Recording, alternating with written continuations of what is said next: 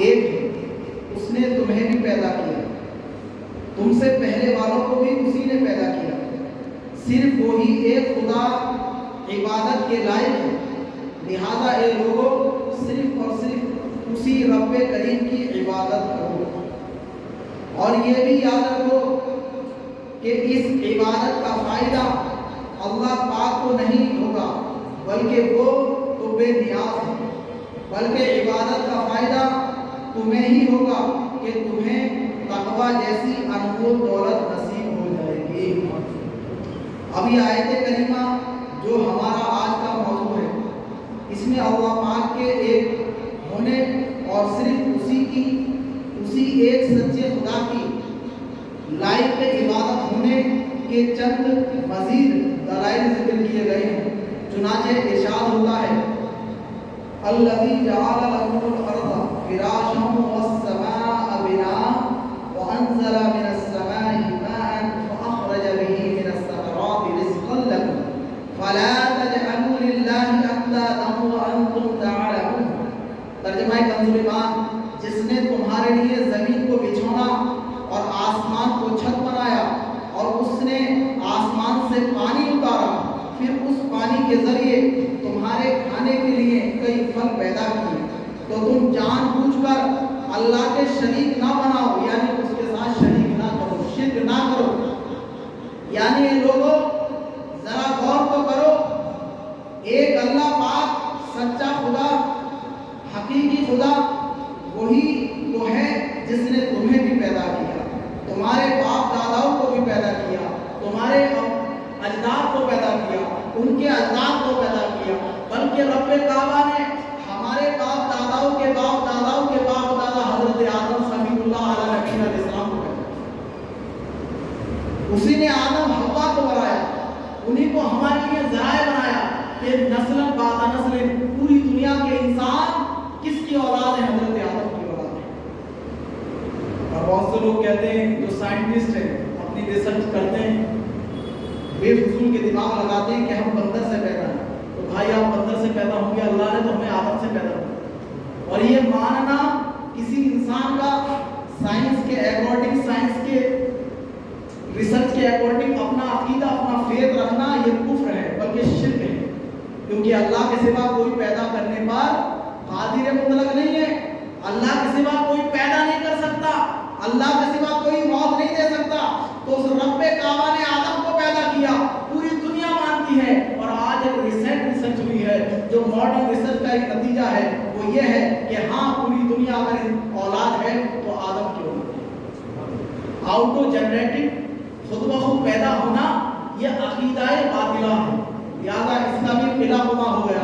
بہت سے ہمارے نوجوان، بہت سے بزرگ اپنے بچوں کو ماڈرن ایجوکیشن کانوینٹ اسکول میں تعلیم دیتے ہیں۔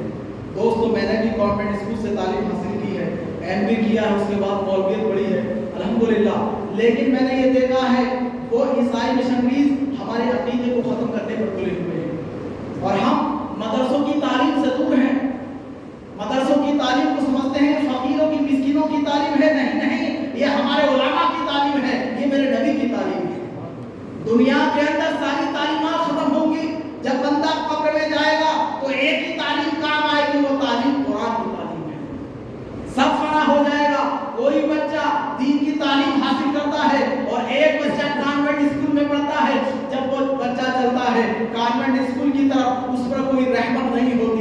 لیکن آئیے گا، حدیث پاک سناتا ہوں، کسی ملا مولوی کی کتاب نہیں، کسی دنیا دار کا فرمان نہیں، یہ بلکہ آقا دو جہاں علیہ الصلوۃ والتسلیم کی حدیث پاک ہے۔ فرما رہے ہیں کہ سنو، جب کوئی بچہ کوئی علم دین کے حصول کے لیے جاتا ہے، حدیث کا مفہومی ترجمہ ہے، جب علم دین کے لیے جاتا ہے تو فرشتے پر بچھا دیتے ہیں، اللہ کی رحمت نازل ہوتی ہے۔ اگر وہ بچہ علم دین کی طرف کے لیے نکلا، فوت ہو گیا، مر گیا، اس کا یہ ایمان تھا، اس کو یہ اپنے دل میں درد تھا کہ میں حافظ قرآن بنوں گا، میں عالم بنوں گا، میں قاری بنوں گا، علم دین حاصل کروں گا، چاہے وہ بچہ ہو، چاہے نوجوان ہو، چاہے بزرگ ہو۔ دوست اس کا عقیدہ تھا، وہ چاہتا تھا، مر گیا، اللہ تعالیٰ قبر میں فرشتے مقرر فرما دے گا، جب قیامت میں اٹھے گا وہ فرشتے پڑھاتے رہیں گے، قیامت اٹھے گا تو حافظ بن کر اٹھے گا، قاری بن کر اٹھے گا۔ کوئی دنیا کی ایجوکیشن بتاؤ جس پر اللہ فرشتوں کو مقرر کرے۔ یہ تمام تعلیمات، میں یہ نہیں کہتا کسی کا بائیکاٹ کسی کے لیے کہ آپ تعلیم حاصل نہ کریں، تعلیم حاصل کریں، لیکن مسلمان ہے، الحمدللہ مسلمان ہے، پہلے ہم اپنی تعلیم حاصل کریں، اس کے ساتھ ساتھ اپنے بچے کو عالم بھی بنائیں، حافظ بھی بنائیں، اور سب سے پہلا عقیدہ اہل سنت ہمارے اندر ہونا چاہیے، نبی سے محبت ہونی چاہیے۔ نبی کی محبت نہیں تو دنیا کی تمام تعلیمیں بیکار ہیں۔ نبی نے فرمایا لا يؤمن احدكم حتى اكون احب اليه من والده وولده والناس اجمعين۔ نبی نے فرمایا سنو لوگوں، تم میں سے جب تک کوئی مومن ہی نہیں ہو سکتا، مسلمان ہی نہیں ہو سکتا، جب تک میں اس کے نزدیک پوری دنیا سے بڑھ کر، انسانوں سے بڑھ کر، اولاد سے بڑھ کر، ماں باپ سے بڑھ کر، یہاں تک کہ پوری دنیا کے کل کائنات ناس سے بڑھ کر میں اس کے نزدیک محبوب نہ ہوں۔ تمہیں چاہا تمہیں مانا نہ رکھا غیر سے کام، للہ الحمد میں دنیا سے مسلمان گیا۔ اور اعلیٰ حضرت امام احمد رضا خان فاضل بریلوی کیا فرماتے ہیں، وہ آگ لگائی ہے جو آگ بجھاتی ہے۔ قیامت کے دن جہنم کی آگ سے نبی کا عشق بجانے والا ہے۔ دنیا کی تمام چیزیں، یہ دنیا ہمیں نبی کے سے دور لے جا رہی ہے۔ میں یہ کہہ رہا تھا کہ ہمیں اور آپ کو سب سے افضل جو تعلیم ہے وہ دین کی تعلیم ہے، یہ ہمارا سرمایہ ہے۔ اللہ کے ایک ہونے کی دلیل یہ ہے، بہت سے لوگ جو کانوینٹ اسکول میں پڑھے، آپ نے ایک سنا ہوگا تسلیمہ ملونہ، بنگلہ دیش کی کانوینٹ اسکول میں اس کے ماں باپ نے پڑھایا، وہ ملونہ جو ہے نبی کے اوپر انگلی اٹھا رہی ہے۔ نہ جانے کتنے، سلمان رشدی لعنت اللہ علیہ کانوینٹ اسکول کا بہت بڑا، پڑھنے کے بعد بہت بڑا رائٹر بنا، وہ بدبخت نبی کی بات میں انگلی اٹھا۔ ارے یہ تعلیم کو بھٹکا رہی ہے، یہ تعلیم تو جہنم میں لے جا رہی ہے، لیکن تعلیم رسول اللہ ہے جو تمہیں جنت میں لے جا رہی ہے۔ میرے پیارے، اپنا سینہ فخر سے تب چوڑا کرنا جب اپنے بچوں کو قرآن کی تعلیم دلا دو، جب اپنے بچوں کے اندر عقیدہ اہل سنت بھر دو، جب اپنے بچوں کو بزرگوں کا گرویدہ بنا دو، جب اپنے بچوں کو دین کی تعلیم دے دو، یہ تمہارے اوپر فرض ہے۔ قیامت کے دن اللہ تعالیٰ تم سے سوال کرے۔ یہ حدیث ہے، یہ میرے گھر کی بات نہیں ہے، رسول اللہ کے گھر کی بات ہے۔ بہرحال اللہ تبارک و تعالیٰ کے بارے میں یہ عقیدہ ہونا ہے کہ اللہ ایک ہے، اللہ کے سوا کوئی نہیں، جلانے والا وہ ہے، مارنے والا وہ ہے۔ تو میرے رب کی نعمتیں دیکھو، رب قدیر حقیقی خدا وہی تو ہے جس نے تمہیں پیدا کیا ہے، تمہارے باپ داداؤں کو پیدا کیا۔ صرف اتنا ہی نہیں، کرم بالائے کرم فرمایا، احسان در احسان فرمایا، تمہارے جینے کے لیے قسم قسم کے ڈیفرنٹ ٹائپ کی نعمتیں بھی عطا فرمائی۔ وہی خدا ہے جس نے تمہارے لیے زمین کو بچھونا بنایا، آسمان کو تمہارے لیے چھت بنا دیا، اسی نے بارش برسائی، اسی نے زمین سے پھل پھول پودے سبزیاں وغیرہ اگائے۔ یہ سب کچھ کس کے لیے ہے؟ صرف تمہارے لیے ہے، تاکہ تم زمین پہ چلو پھرو، یہاں رہائش کرو، یہاں رہو، پھل پھول پودے وغیرہ سے توانائی حاصل کرو، قوت حاصل کرو۔ غرض کے رب کعبہ نے تمہیں ایک قطرے سے انسان بھی بنا دیا، تمہیں زندگی بھی بخش دی، پھر زندہ رہنے کے لیے تمام اسباب بھی مہیا کرا دیے۔ بھلا بتاؤ تو کیا اللہ پاک کے علاوہ کوئی ہے؟ اللہ کے علاوہ کوئی ہے جو یہ سب کچھ کر سکے؟ نہیں، کوئی نہیں کر سکتا۔ یہ ہمارا عقیدہ ہے، لا الہ الا اللہ محمد رسول اللہ۔ بالکل نہیں، صرف وہی خدا ہے، وہی سچا خدا ہے، وہی قادر مطلق ہے، قدرتوں والا رب ہے، لہذا کسی کو اس کا شریک مت ٹھہراؤ، صرف اسی ایک خدائے پاک رب ذوالجلال کی عبادت کرو۔ سب کا پیدا کرنے والا میرا مولا، سب سے افضل، سب سے اعلیٰ میرا مولا، سب کو وہی تو دے رہا ہے، رزق دے رہا ہے، نعمت اس کی، دولت اس کی، رازق داتا پالنہار میرا مولا، ہم سب اس کے عاجز بندے، وہی پالے وہی مارے، خوبی والا سب سے نرالا میرا مولا، طاعت سجدہ اس کا حق ہے، اس کو پوجو، اس کی عبادت کرو، وہی رب ہے۔ اللہ اللہ اللہ اللہ میرا مولا، صلی اللہ علیہ وسلم۔ پیارے اسلام بھائیوں، غور فرمائیے کتنے پیارے اور بالکل آسان انداز میں توحید کا مسئلہ سمجھا دیا گیا۔ ہم نے اللہ پاک کو پہچاننے، اس میں کوئی مشکل نہیں، اللہ تعالیٰ کو پہچاننے میں کوئی مشکل نہیں ہے۔ خود اپنے ہی وجود میں غور کر لے، خدا کی پہچان مل جائے گی۔ اپنے ارد گرد، اپنے اراؤنڈ، اپنے سراؤنڈنگز کا جائزہ لے لیں، آبزرویشن کر لیں، غور کر لیں، خدا پاک کی پہچان ہو جائے گی۔ ذرا غور تو فرمائیے، یہ زمین کیسی قدرتوں والے خدا نے بنائی ہے۔ اللہ پاک نے زمین کو نہ بہت زیادہ سخت بنایا، نہ بہت زیادہ ہارڈ بنایا، نہ بہت زیادہ نرم بنایا۔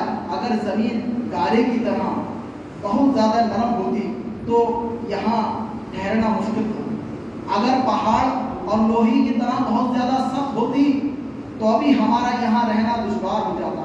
اللہ پاک نے زمین کو بہت زیادہ گرم بھی نہیں بنایا۔ اگر یہ بہت زیادہ گرم ہوتی تو یہاں پر بیٹھنا مشکل ہو جاتا، اور اگر یہ بہت زیادہ ٹھنڈی ہوتی تو یہاں پر ہم ٹھنڈ کے وجہ سے مر جاتے۔ اگر یہ بہت زیادہ ٹھنڈی ہوتی تو ہم اس کی ٹھنڈک سے فنا ہو جاتے۔ زمین کو بچھونے کی طرح بنایا گیا۔ اگر یہ زمین دیوار کی شکل میں ہوتی تو بھی ہم یہاں نہ رہ پاتے۔ امام غزالی حجت الاسلام فرماتے ہیں، اللہ پاک نے زمین کو شمال کی جانب سے اونچا اور جنوب کی طرف نیچا بنایا۔ اس سے زمین میں ڈھلان پیدا ہو گئی، ٹیپرنگ ہو گئی۔ اگر ایسا نہ ہوتا تو جتنی بارش برستی ہے سب پانی زمین میں ٹھہر جاتا، پوری زمین پانی سے بھر جاتی اور یہاں زندگی گزارنا ناممکن ہو جاتا۔ یہ رب کریم کا کرم ہے، اس کی کمال حکمت ہے کہ زمین کو ڈھلان کی طرح بنایا جس سے پانی بہہ کر سمندر میں پہنچ جاتا ہے۔ ایسے ہی زمین میں جذب کرنے یعنی ایبزوربیشن کی قوت کو رکھتا۔ اگر آپ کو بھی کبھی اتفاق ہو کہ کہیں اگر جانور مر جائے تو بدبو پھیل جاتی ہے، پھر آہستہ آہستہ زمین کے بیکٹیریا، وائرس اس جانور کو کھا جاتے ہیں اور بدبو ختم ہو جاتی ہے۔ اندازہ لگائیے شروع سے اب تک، یعنی جب سے جانور پیدا ہوئے اب تک کتنے جانور مرے ہیں، اب بھی ہزاروں مرتے ہیں۔ اگر زمین میں یہ ایبزوربیشن کی طاقت نہ ہو، جذب کرنے کی طاقت نہ ہو تو زمین کے یہ بیکٹیریا مردہ جانوروں کو یوں نہ کھاتے تو پوری دنیا کی مشقت بڑھ جاتی، یہاں زندگی گزارنا کتنا مشکل ہو جاتا۔ مگر قربان جاؤ اللہ پاک سبحانہ تعالیٰ کے کہ بڑی حکمتوں والا ہے۔ اس زمین کو بنانے میں جن جن حکمتوں کا لحاظ رکھا گیا، ہماری سوچ بھی وہاں تک نہیں پہنچ سکتی جو ہمارے رب نے بنایا۔ پھر بتائیے یہ کافر مشرک جن چیزوں کو خدا مانتے ہیں، جن کے سامنے ماتھا رگڑتے ہیں، جن کے سامنے سجدے کرتے ہیں، کیا ان میں سے کوئی ایک بھی ہے جو ایسی زمین بنا سکے؟ نہیں بنا سکتا۔ صرف رب کعبہ ہمارا مالک، ہمارا خالق ہے۔ ان اللہ علی کل شیء قدیر، اس کی ذات ہے۔ بالکل نہیں، یہ ایک سچا خدا ہی ہے، حقیقی خالق ہے۔ اسی نے زمین بنائی، اسی نے آسمان بنایا۔ تعریف اس خدا کی جس نے جہاں بنایا، کہیں زمین بنائی، کیسی زمین بنائی، کیا آسمان بنایا، پاؤں تلے بچھایا، کیا خوب فرش خاکی، اور سر پہ لا چوردی ایک صاحبہ بنایا۔ پھر ذرا غور فرمائیے، اس دنیا میں زندگی کا سارا دار و مدار پانی پر ہے، یعنی واٹر جو ہے ہمارا فنڈامنٹل کیا ہے، ضرورت ہے۔ فنڈامنٹل ضرورت واٹر کی، جہاں پانی نہیں ہوتا وہاں آپ دیکھیں بہت سارے ممالک کی تصاویر دیکھیں، آپ کو رونا آ جائے گا۔ وہ لوگ قطرے قطرے کو پریشان ہیں، اور ہم اور آپ پانی کو بہانے پر تلے ہوئے ہیں۔ اللہ نے یہ نعمت عطا کی ہے، اس کا لاکھ لاکھ کروڑا احسان ہے۔ بلکہ اپنے رب کے بارگاہ میں سجدہ ریز ہو جائیں اور جب تک موت آئے سجدے میں پڑے رہیں تو ایک پانی کی نعمت کا شکر ادا نہیں ہو سکتا۔ ایک پانی کی نعمت کا ہم سب مل کر شکر ادا کرنا چاہیں تو شکر ادا نہیں کر سکتے کہ اس نے ہمیں اتنی بڑی دولت سے نوازا۔ اب اللہ پاک کی قدرت کا نظارہ دیکھیے، اس دنیا میں کتنے لوگ بستے ہیں۔ بتایا جاتا ہے 8 ارب انسان ہیں، 8 ارب انسان ہیں۔ پھر بتایا جاتا ہے دنیا میں جتنے انسان ہیں اس سے 10 گنا زیادہ جانور اینیملز ہیں۔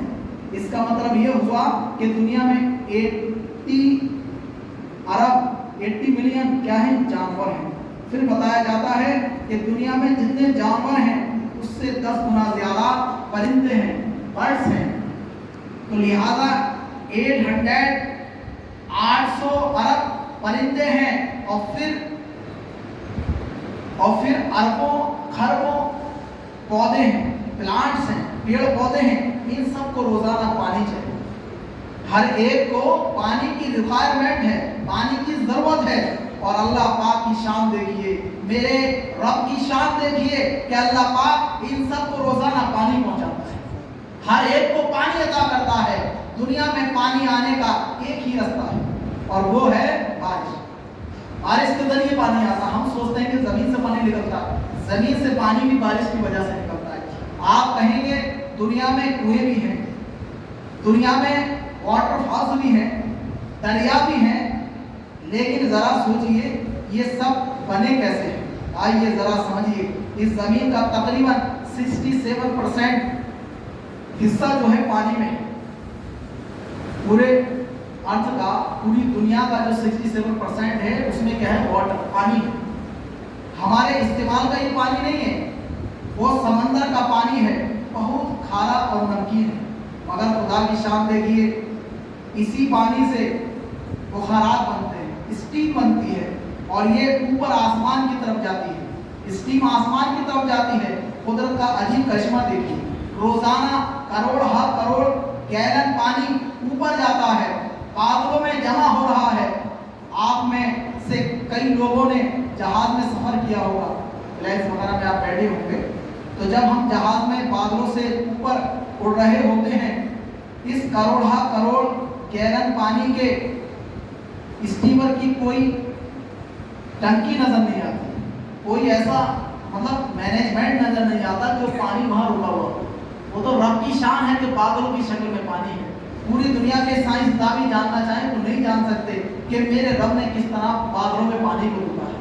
یہ اس کی قدرت ہے. سبحان اللہ، الحمدللہ. مزید غور کیجئے، ہم نے اگر پانی کو صاف کرنا ہو تو کروڑوں مالیت کے پلانٹ لگائے جاتے ہیں. جن ممالک میں پانی کھارا پانی ہے، آپ سعودی عربیہ جائیں گے تو عرب کنٹریز میں کیا ہے کہ بڑے بڑے شہروں کے لیے کیا ہے، واٹر پیوریفائی کرنے کے لیے پلانٹس لگے ہیں. کروڑوں روپے خرچ ہوتے ہیں. کتنے روپے خرچ ہوتے ہیں. ہمارے یہاں تو الحمدللہ ہم زمین کا پانی پی لیتے ہیں. معمولی طور پر ہم ایک RO لگا لیتے ہیں، وہ پانی بھی وہ واٹر سے ہمارے لیے اویلیبل ہے، یوزیبل ہے، پی لیتے ہیں. لیکن وہاں دیکھیے جہاں پانی نہیں، زمین میں بھی پانی نہیں، میٹھا پانی ہے نہیں، تو وہ کیا کرتے ہیں؟ پلانٹس لگاتے ہیں پیوریفیکیشن کے لیے. کروڑوں روپے خرچ کرتے ہیں. اللہ کا شکر ہے کہ ہمیں ایسی زمین پر پیدا کیا ہے. رب کا امان ہے کہ ہمارے لیے ہر چیز مہیا ہے. تو اتنے روپے خرچ ہو جاتے ہیں، اس میں کیمیکل ڈالتے ہیں. اس کے باوجود چند لیٹر پانی ہی صاف ہوتا ہے اور بھی اتنا میٹھا نہیں ہوتا جتنا میٹھا بارش میں برستا ہے. غور کرنے کا مقام ہے. ذرا سوچئے، پانی جب اوپر گیا تو انتہائی کھارا تھا. سمندر کے پانی کی جب اسٹیم بنی تو زمین سے وہ پانی اٹھا، سمندر سے اٹھا تو کھارا تھا، یعنی نمکین تھا. مگر جب بارش کی صورت میں واپس آیا تو دنیا کا بہترین منزل، دنیا کا بہترین منرل واٹر بن گیا. یعنی کہ ایسا پانی بن گیا کہ سائنسداں نے لکھا ہے کہ دنیا کا سب سے بہتر پانی آب زمزم تو حرمت والا پانی ہے، برکت والا پانی ہے. اس کی بات نہ کی جائے، نارمل واٹر کی بات میں کر رہا ہوں، تو آسمان سے برسنے والا پانی دنیا کے تمام پانیوں سے بہتر ہے. تو اللہ کی قدرت دیکھیں، کھارے پانی کو اوپر اسٹیم کے ذریعے رب نے بھیجا اور جب وہ برسا تو دنیا کا بہترین پانی ہے. یہ میرے رب کی حکمت ہے. اس بارش کے پانی کو قرآن کریم میں بھی مبارک پانی بتایا گیا، الماء المبارک. اب یہاں ایک اور مسئلہ ہے. اسٹیم چونکہ سمندر سے اٹھتے ہیں، لہذا بارش اسی جگہ برسے گی جہاں سمندر ہے. لیکن دنیا میں کئی ایسے شہر، کئی ایسے سٹیز ہیں، ایسے کنٹریز ہیں، ایسے ملک ہیں جہاں سمندر ہی نہیں. تو اس جگہ پر پانی کیسے پہنچے گا؟ اللہ پاک نے ٹرانسپورٹیشن کے سسٹم بنا دیا. ہوا بادلوں کو لے کر ادھر سے ادھر جاتی ہے، جہاں سمندر نہیں ہوتے وہاں جا کر یہ پانی برستا ہے. اب پانی تو نیچے آ گیا، مگر ایک اور مسئلہ ہے. جتنی ہمیں ضرورت تھی اتنا ہم نے استعمال کر لیا، یوز کر لیا. باقی پانی تو ضائع ہو جاتا ہے. وضو کرتے تو پانی پانی چلا جاتا ہے, غسل کرتے ہیں پانی چلا جاتا ہے, اپنے پاٹس وغیرہ برتن دھوتے ہیں پانی چلا جاتا ہے. سبحان اللہ, الحمدللہ. اللہ پاک کی قدرت دیکھیے, اللہ پاک کی قدرتوں کے قربان اس رب کریم نے زمین کو یہ صلاحیت دی, یہ اس کو طاقت دی ہے کہ زمین پانی کو ایبزارب کر لیتی ہے, چوس لیتی ہے. اب زمین کے اندر پانی جمع ہو جاتا ہے. ہمیں جب بھی ضرورت پڑتی ہے ہم بورنگ کے ذریعے, سبمرسیبل کے ذریعے یا دیگر اور آلات سے, پھر دنیا کے جتنے ٹھنڈے علاقے ہیں یہی بارش جب وہاں پڑتی ہے تو پانی برف بن کر جمع ہو جاتا ہے, وہاں گلیشیئر بن جاتے ہیں. سردیوں میں پانی کم ہو جاتا ہے تو ہمارا گزارا ہو جاتا ہے, یعنی کہ وہ پانی جو زمین میں جمع ہو گیا اور جو پانی گلیشیئر کی صورت میں جمع ہوا وہاں سے وہ بہتا ہے, ندیوں میں آتا ہے, تو پھر اس کو ہم یوز کرتے ہیں. ندیاں چلتی ہیں, نہریں بہتی ہیں, دریاؤں کے ذریعے دنیا کے مختلف خطوں میں وہ گلیشیئر کا پانی پہنچا دیا جاتا ہے. یہ اللہ کی قدرت, رب کعبہ کی قدرت ہے. اللہ اکبر. جو ہمیں ندی کے ذریعے, کنووں کے ذریعے, موٹر پمپ کے ذریعے, سبمرسیبل کے ذریعے, یہ سارا پانی بارش ہی کے ذریعے ہم تک پہنچتا ہے. یہ کتنا وسیع نظام ہے جو رب کائنات نے بنا دیا. یہی نعمت ہے جس کے متعلق اللہ پاک نے فرمایا وَأَنزَلَ مِنَ السَّمَاءِ مَاءً, ترجمہ کنز ایمان, اور اس نے آسمان سے پانی اتارا. میرے رب کی قدرت دیکھیں, اس واٹر کو سمندر سے کس طرح اسٹیم بنایا اور پھر اس واٹر کو ہمیں دیا تو منرل واٹر سے زیادہ اچھا بنا کر دیا. میرا رب کس قدر مہربان ہے. آئیے, اور اس نے آسمان سے پانی اتارا. اللہ اللہ, وہی سچا خدا ہے جس نے آسمان سے پانی برسایا. کروڑوں اربوں خربوں مخلوق ہے, ان سب کی ضرورت کے مطابق روزانہ پانی پہنچ رہا ہے, روزانہ پانی پہنچا دیا جاتا ہے. ذرا بتائیے تو کیا اللہ پاک کے علاوہ کوئی ہے جو ایسا وسیع, ایسا لارج مینجمنٹ بنا سکے؟ نہیں, خدا کے علاوہ کوئی نہیں, ایسا کوئی نہیں ہے. یہ ایک سچے خدا پاک کی ہی قدرت ہے اور کسی میں ایسی طاقت نہیں ہے, کوئی ایسی قوت نہیں رکھتا. خلقت جب پانی کو ترسے, رم جھم برسا برسے, ہر ایک پر رحمت کی نظر ہے. یا اللہ یا اللہ.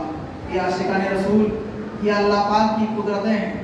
ان میں جتنا غور کرتے صرف حیرت ہی حیرت میں اضافہ ہوگا. انسانی عقل, انسانی جو عقل ہے, انسانی وزڈم ہے, وہ کتنی ہے؟ بہت کم ہے. ہم صرف کھانے پینے کے بارے میں سوچتے ہیں. ہم مسلمان ہیں, ہمیں کتاب پڑھنے کا شعور نہیں, پڑھے لکھے ہیں نہیں, پڑھنا جانتے نہیں, علماء کی صحبت میں بیٹھتے نہیں. ہم اپنی مرضی سے نام رکھتے ہیں بچوں کے, اسٹارز کو دیکھ کر, دنیا دار کو دیکھ کر, یہاں تک کہ کافروں کے نام بھی ناز اللہ رکھتے ہیں لوگ. ایک بچے کا نام میں نے سنا زانیہ, نعوذ باللہ من ذالک, بچی کا نام زانیہ. علم کی کمی جو دل میں آیا رکھ دیا, اور جب طلاق کا معاملہ ہوتا ہے نا تو بھاگتے ہوئے علماء کی بارگاہ میں آتے ہیں, حضرت غصے میں طلاق دے دی, تو غصے میں دے دی, طلاق تو ہو گئی.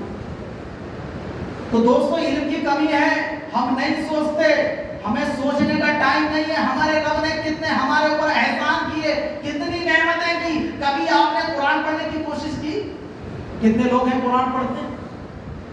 میں کسی سے سوال نہیں کرتا, کوشش نہیں کرتا, لیکن خود ہی آپ اپنے آپ سے سوال کیجئے کہ ہم قرآن پڑھتے ہیں؟ نہیں پڑھتے نا, قرآن نہیں سیکھتے.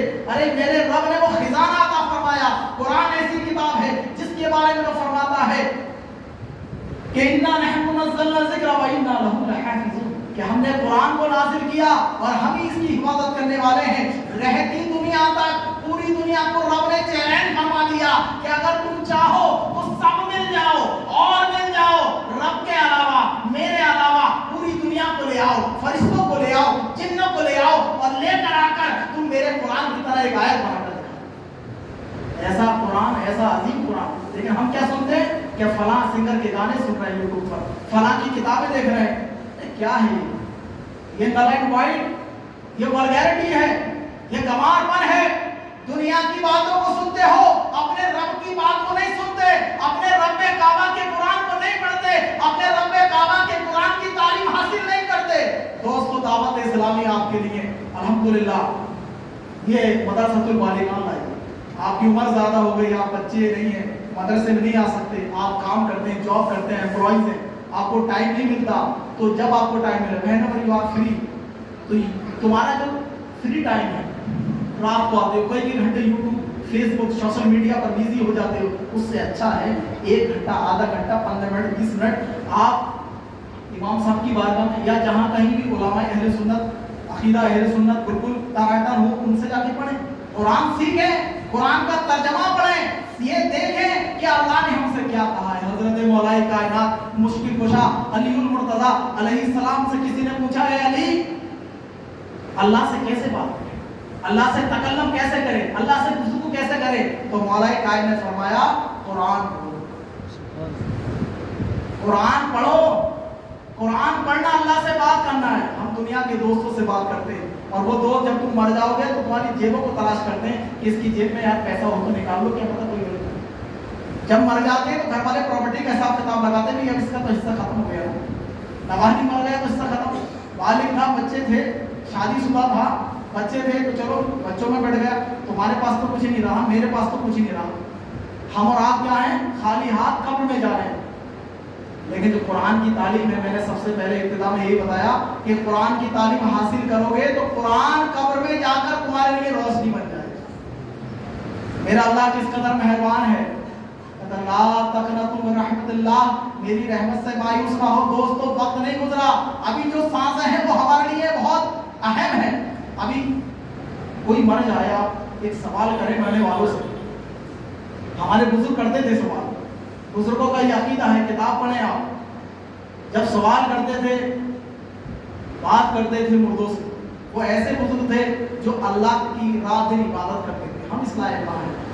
تو مردوں کی یہ تمنا تھی کاش مجھے ایک لمحہ مل جائے، مجھے زندگی عطا ہو جائے کہ میں دنیا میں جاؤں اور اللہ کی حمد و ثنا کروں، اللہ کی بارگاہ میں سر جھکا لوں، مولا کی عبادت کروں، لیکن اب محمد نہیں ہے، وقت ختم ہو گیا، وقت ختم ہو گیا۔ تو میرے پیارے اسلام بھائیو عاشقان رسول، یہ جو ہمیں وقت ملا یہ غنیمت نہیں ہے کہ اللہ نے ہمیں جو سانسیں دی ہیں، جو بھی ٹائم ہے، کیا یہ ایکچوئل ٹائم ہمارے لیے کافی نہیں ہے؟ کسی کو جانو، کسی نے کسی بزرگ سے پوچھا ہے بزرگ یہ بتائیے موت کب آئے گی، میری موت کب آئے گی، میرے دوست کی موت کب آئے گی، میرے گھر والوں کی موت کب آئے گی، کب ہمارا انتقال ہوگا؟ تو فرمایا ہاں تیاری کب کریں، موت کب آئے گی اور ہم کب تیاری کریں؟ وہ موت کے بارے میں تو نہیں بتاتا لیکن تیاری کے بارے میں بتاتا، تیاری کب کرنی ہے بتائیے، تیاری کہ موت سے ایک دن پہلے۔ کہا اے بزرگوں یہ کیا ہے، یہ تو ایک نان سینس بات کی دیا، اس کا کوئی سینس ہی نہیں کہ ایک دن پہلے کسے پتا ہے کب موت آنی ہے، کیا ٹائم ہے، اس دن کب کہاں کیسے موت آئے گی، کوئی نہیں جانتا۔ We don't have know the actual time of death، موت کا وقت ہم نہیں جانتے کب موت آنی ہے۔ تو بزرگوں نے کہا، اللہ والے نے کہا کہ جب تمہیں پتہ ہی نہیں موت کب آنی ہے، کیا پتہ تمہیں ابھی موت آ جائے، کل موت آ جائے، تو علم دین سیکھو، تیاری کرو، موت کی تیاری کرو، نمازیں پڑھو، اللہ کا قرآن پڑھو، اللہ سے پناہ مانگو، توبہ کرو، ابھی زندہ ہو، کیا پتہ کب موت آ جائے۔ اللہ تعالیٰ ہمیں عبادت کی توفیق عطا فرمائے، علم دین سیکھنے کی توفیق عطا فرمائے۔ یہ عاشقان رسول یہ اللہ پاک کی قدرتیں ہیں، ان میں جتنا غور کرتے چلے جائیں صرف حیرت ہی میں اضافہ ہوتا ہے، انسانی عقل اس کو یوز نہیں کر سکتی، سمجھ نہیں سکتی۔ یہ سب کی سب نعمتیں، کائنات کا ذرہ ذرہ گواہی دے رہا ہے کہ کائنات کا خالق، کائنات کا مالک، سچا خدا حقیقت میں عبادت کے لائق صرف ایک ہی ہے، جس کا پیارا پاکیزہ نام اللہ ہے۔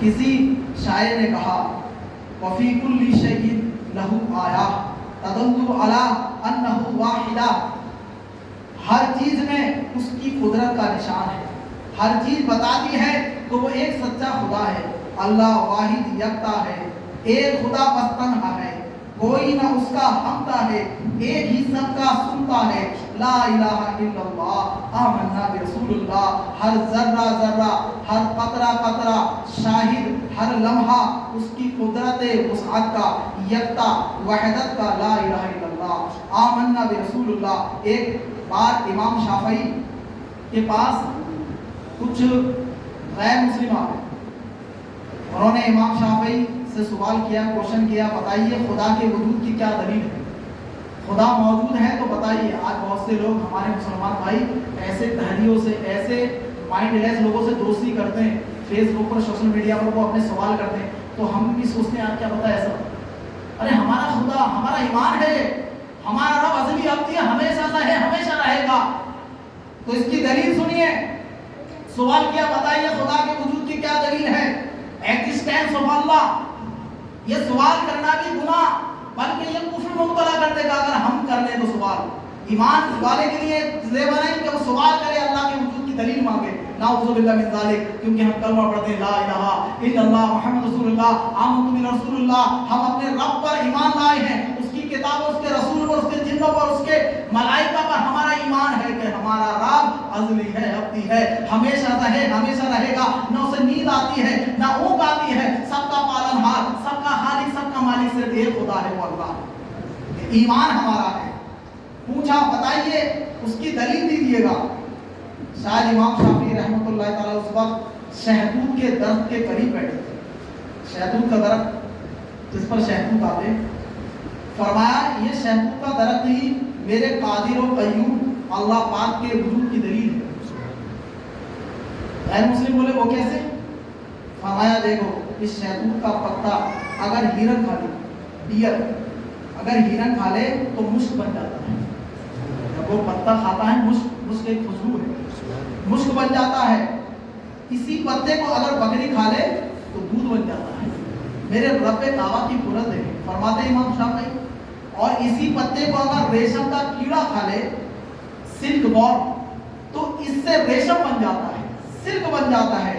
فَمِنَ الَّذِي جَعَلَ هَذِهِ الْأَشْيَاءَ كَذَلِكَ مَعَ أَنَّ تَبْعَ وَاحِدٌ، تو وہ کون ہے جو ایک ہی پتے کو اتنی شکل عطا فرما دیتا ہے، اتنی ویرائٹی دے رہا ہے، حالانکہ پتا ایک ہے، اس کی طبیعت ایک ہے، اس کا جو میٹیریل ایک ہے، اس کا جو کمپوزیشن ایک ہے، پتا ایک ہے، اس کے اندر کیا ہے وہی ہے جو رب نے رکھا ہے، ایک ہی پتا، ایک ہی میٹیریل، لیکن دیکھیے کھانے والے جانور الگ الگ ہیں، کھانے والی چیزیں الگ الگ ہیں، تو ہر چیز جو کھا رہی ہے تو کہیں ریشم بن رہا ہے، کہیں دودھ بن رہا ہے، اور کہیں یہ پتا جو ہے مشک بن جاتا ہے۔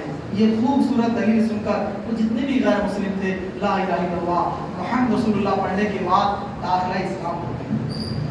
کوئی تو ہے نظام ہستی چلا رہا، وہی خدا ہے، وہی خدا ہے، دکھائی بھی جو نہ دے نظر بھی جو آ رہا ہے، وہی خدا ہے، وہی خدا ہے، سفید اس کا سیاہ اس کا، نفس نفس ہے گواہ اس کا، جو شعلۂ جاں کو جلا رہا ہے، بچھا رہا ہے، بجھا رہا ہے، وہی خدا ہے۔ حضرت امام اعظم کا ایک واقعہ ہے، میں مختصر بتا دوں اور وقت بھی ہو رہا ہے۔ حضرت امام اعظم ابو حنیفہ کے پاس جو تحریر، جو آؤٹو جنریٹڈ دنیا کو مانتے، دنیا خود بخود بن گئی، دنیا آؤٹو جنریٹڈ ہے، یہ خود بخود بنی ہے، ایسا عقیدہ آج بھی اس لوگ رکھتے ہیں جن کو دہریہ کہتے ہیں۔ اور ہمارا عقیدہ کیا ہے کہ ہر چیز کا خالق کون ہے؟ اللہ ہے۔ اللہ تبارک و تعالیٰ نے ہر چیز کو پیدا کیا، خالق و مالک رب کعبہ ہے۔ تو وہ تحریے اس وقت حضرت امام اعظم ابو حنیفہ رضی اللہ تعالیٰ، جن کو ہم مانتے ہیں حنفی مسلمان ہیں نا، چار امام ہیں، امام اعظم ابو حنیفہ، امام شافعی، امام مالک، امام احمد بن حنبل، تو ہم حنفی ہیں، جو شافعی ہیں وہ بھی ہم پر ہیں، حنبلی بھی ہم پر ہیں، اور مالکی بھی ہم پر ہیں۔ ہم حنفی ہیں، اور حنفی کی یہ خاصیت ہے کہ ہمارے امام اعظم ابو حنیفہ خیر الامام ہیں، سارے اماموں میں افضل امام ہیں۔ تو امام اعظم کا مرتبہ یہ ہے کہ امام شافعی بھی ان کے شاگرد ہیں۔ تو امام اعظم کو وہ دشمن سمجھتے تھے، اور حضرت امام اعظم کا جو مزار شریف ہے وہ بغداد میں ہے۔ دنیا مانتی ہے امام اعظم کو، لیکن ہر کوئی اپنے طریقے سے مانتا ہے، لیکن ہم اہل سنت ہیں جو ان کو بالکل اسی طرح مانتے ہیں جس طرح اللہ کے رسول علیہ الصلوۃ والتسلیم کی حدیث ہے، وہی قرآن، وہی حدیث، انہی بزرگوں کا عقیدہ قرآن و حدیث کے مطابق ہمارا عقیدہ آج تک ہے اور قیامت تک رہے گا الحمدللہ۔ تو امام اعظم کا مزار بغداد شریف میں ہے۔ حضرت امام اعظم کے دشمن بن گئے، ان کے پاس آئے، قتل کرنے پر اتارو ہو گئے۔ یہ سب یہ مانتے تھے کہ دنیا خود بخود بنی ہے، لیکن امام اعظم ایسی ایسی دلیلیں دیتے کہ ساری باتیں ٹوٹ جاتی، اور دہریے روزانہ مسلمان ہوتے، کلمہ پڑھ کر اللہ کی بارگاہ میں جھک جاتے، ایک اللہ کی بارگاہ میں جھک کر اللہ کی توحید و رسالت، اللہ کی توحید کا اقرار کر لیتے۔ بہرحال حضرت امام اعظم نے کہا بے شک آپ مجھے موت کے گھاٹ اتار دیں، مجھے مار دیں، لیکن ایک سوال ہے، مرنے سے پہلے مرنے والے کی خواہش پوری کی جاتی ہے، ایک سوال پوچھنا چاہتا ہوں۔ पूछिए क्या है। हजरत ने कहा कि मैं इस सोच में हूँ, मेरे जहन में एक सवाल आया है कि एक कश्ती है, एक शिप है जिसके अंदर बहुत ज़्यादा माल है, मालवाहक कश्ती है और वो ऑटोमेटिक चल रही है, खुद ब खुद चल रही है, लोगों से किराया वसूल करती है, हर जगह रुकती है, जहाँ भी स्टेशन आता है कश्ती का रुकती है, हर जजीरे के पास रुकती है, फिर चलती है, फिर माल लेती है और खुद ब खुद कर रही है। कोई करने वाला नहीं है, कोई लेबर नहीं है, कोई उसके अंदर ड्राइवर नहीं है, कोई किराया वसूल करने वाला नहीं है, खुद ब खुद सारे काम कर रही है। तो वो धैर्य बोले, आप जैसा अक्लमंद इंसान पूरी दुनिया में आपके चर्चे हैं, आप हनफियों के इमाम हैं, इमाम आजम अबू हनीफा आपका लक़ब है, आप इतने बड़े इमाम होकर आपको शर्म नहीं आती झूठ बोलने कि ऐसा ख्वाब ऐसा हो सकता है क्या? तो हजरत ने कहा कि बदबख्त सुन, जब ऐसा नहीं हो सकता तो इतनी बड़ी कायनात को खुद ब खुद नहीं चल सकती। इस कायनात को चलाने वाला अगर कोई है तो मेरा अल्लाह है। ये सारे तहरिये ये बात सुनकर अल्लाह तबारक व तआला की तौहीद को बजा लाए और उनके कदमों में गिरकर कलमाए शहादत पढ़कर मुसलमान। ऐसे हमारे बुजुर्ग हज़रात, देखिएगा वक्त तो ख़त्म हो चुका है, लेकिन ये महीना अगस्त का महीना है, बस दो बातें कहकर गुजर जाऊँ कि हम और आप 15 अगस्त मनाते हैं, कौमी आज़ादी मनाते हैं, लेकिन हम अपने बुजुर्गों को भूल गए, जिन बुजुर्गों ने अपनी जान देकर, अपना माल देकर, सब कुछ देकर, कुर्बान कर कर इस प्यारे हिंदुस्तान को बचाया। चाहे वो हजरत टीपू सुल्तान हो, जिनको जब शहीद किया गया तो अंग्रेजों ने कहा कि आज हमने आधे हिंदुस्तान पर कब्जा कर दिया। तो हम जिक्र करते तो न जाने किस किस के नाम लेते हैं, ले सब लोग अपने हमारे जो अपने, हम तो कम से कम उनका नाम लें। अल्लामा फजल हक खैराबादी जो हमारे रामपुर शरीफ में पढ़ाते थे, उनकी दो करामत बयान कर दूँ और बस बात खत्म। अल्लामा फजल हक खैराबादी ने सबसे पहले 1857 का फतवा दिया। अल्लामा फजल हक खैराबादी एक वली कामिल होने के साथ साथ हिंदुस्तान के नहीं बल्कि पूरी दुनिया के अंदर इतने बड़े इमाम गुजरे। अगर 12 इमाम को छोड़ दिया जाए, हजरत मौलाए कायनात और हजरत मौलाए कायनात से लेकर हजरत इमाम मेहदी अलैहिस्सलाम तक 12 इमाम, तो 12 इमाम है, उनकी तो कोई सानी नहीं हो सकता। उनके अलावा बात की जाए तो इल्मे मंतिक जो हम दरस निज़ामी पढ़ाते हैं, इल्मे मंतिक और फलसफा में दुनिया के अंदर सबसे बड़ा मकाम रखने वाले अबू अली सीना के बाद अगर किसी का नाम आता है तो अल्लामा फजल हक खैराबादी का नाम। इतने बड़े इमाम गुजरे। अस्सारुल हिंदिया उन्होंने किताब लिखी अंडमान निकोबार द्वीप में, जहां उन्हें फांसी सजा दी गई। जब 1857 में फतवा दिया, अल्लामा फजल हक खैराबादी ने देखा ये अंग्रेज किस कदर हम पर जुल्म और सितम कर रहे हैं, ये ईसाई ये क्रिश्चियन कैसा जुल्म करते हैं। जब कोई मुसलमान मर जाता तो उसकी लाशों को वो पेड़ों पर लटका, फतेहपुरी मस्जिद दिल्ली जामा मस्जिद के पास है, वहां पेड़ों पर लटका देते और उनकी लाशों को पत्थरों में दबा देते, घर वालों को नहीं देते। इतनी जुल्म की जब इंतहा हो गई, अल्लामा फजल हक खैराबादी ने जामा मस्जिद में खड़े होकर हजरत बहादुर शाह जफर जो आखिरी मुगल बादशाह थे, उनके कहने पर और उनके ईमान के अपने जज्बात में आकर फतवा दे दिया कि इन अंग्रेजों के खिलाफ जिहाद का फतवा चाहिए। पूरे हिंदुस्तान के उलामा जमा हुए। उलामा अहले सुन्नत कम से कम 70 बड़े उलामा, अकाबिर उलामा अहले सुन्नत को कत्ल किया गया, मार दिया गया, शहीद कर दिया गया और ना जाने हजारों मुबल्लिगीन इस्लाम ने, हजारों शोहदा ने, हजारों जानिसाना ने, वतन ने अपनी जान को कुर्बान कर दिया। अल्लामा फजल हक खैराबादी ने जब ये फतवा दे दिया तो 1859 में अंग्रेजों ने गिरफ्तार कर लिया। अल्लामा फजल हक खैराबादी ने अंडमान निकोबार द्वीप में रहकर वहाँ एक किताब लिखी अस्सारुल हिंदिया, जिसका उर्दू तर्जमा है बाग़े हिंदुस्तान। तो अगर आप उर्दू पढ़े लिखे हैं, इस किताब को जरूर पढ़ें, अपने बुजुर्गों को याद करें, अपने बुजुर्गों को जानें कि ये हिंदुस्तान हमारे बुजुर्गों ने ही आजाद कराया है। अगर वो फतवा नहीं देते, उसी के बाद अंग्रेजों की रीढ़ की हड्डी टूट गई और 1857 के बाद इस कदर मुजाहिदे हुए, इस कदर मुसलमानों ने जिहाद किया, मुजाहिदीन इस्लाम हिंदुस्तान के जानिसारान इस कदर कूदे कि फिर ये हुआ कि अंग्रेजों को यहाँ से भागना भारी हो गया और फिर हमारा हिंदुस्तान 1947 में आज़ाद हुआ। दोस्तों, हिंदुस्तान से, अपने मुल्क से मोहब्बत करना ये जो है हमारा फंडामेंटल राइट है, क्योंकि हमने यहीं जन्म लिया, यहीं हम पैदा हुए हैं। तो इसके बारे में اس کے بزرگوں کے بارے میں جاننا بھی ہمارا فریضہ ہے، کس نے اس کو آزادی دلائی۔ ہم کس کے نام لیتے رہتے ہیں، کسے یاد کرتے رہتے ہیں، اپنے بزرگوں کو بھول جاتے ہیں۔ اللہ تعالیٰ سے دعا ہے کہ جو کچھ کہا گیا کہنے سننے سے زیادہ عمل کی توفیق عطا فرمائے، اور اللہ تبارک و تعالیٰ پر اعتقاد، ایمان، عقیدہ کہ اللہ کے سوا کوئی کچھ نہیں کر سکتا، یہی عقیدہ رہے۔ قرآن کی تعلیم عام کرنے، قرآن کی تعلیم حاصل کرنے، اپنے بچوں کو قرآن کی تعلیم دینے کا اللہ تعالیٰ ہمیں جذبہ عطا فرمائے۔ وما علینا الا البلاغ۔